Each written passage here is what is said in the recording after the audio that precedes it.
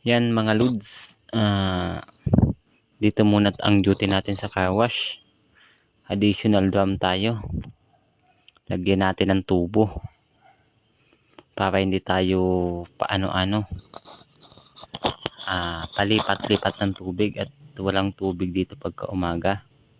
Pinutasan natin yan sa puno ng drum at maraming customer. Yan, lagyan natin ng tubo para directly siya na sumasalin ang tubig galing sa kabilang drum. Yan, lagyan natin sa ibaba. Set up natin pang 3 drum. Yan, nilagay natin doon sa baba. Tapos pagka umaga kasi walang tubig dito, pinagdikit natin at nilagyan natin ng silicone para hindi tumagas ang tubig.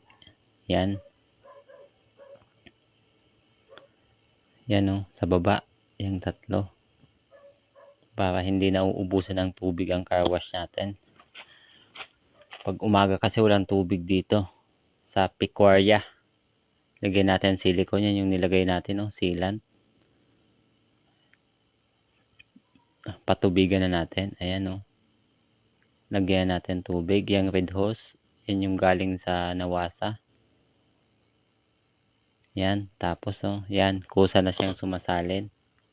Yung isang drum lang pinatutubigan natin. Kaso directly na siya. Yan.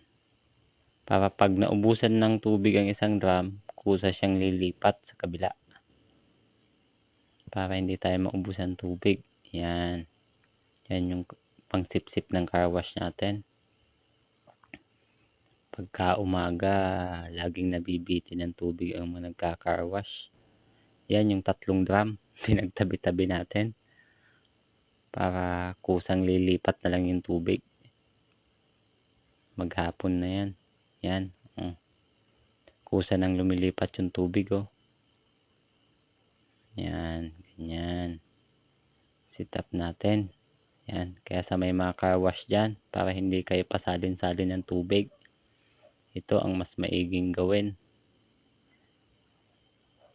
Pag medyo kulang ang isang drum, dagdagan pa ng drum. Tapos pagkabit-kabitin na lang. Ayan.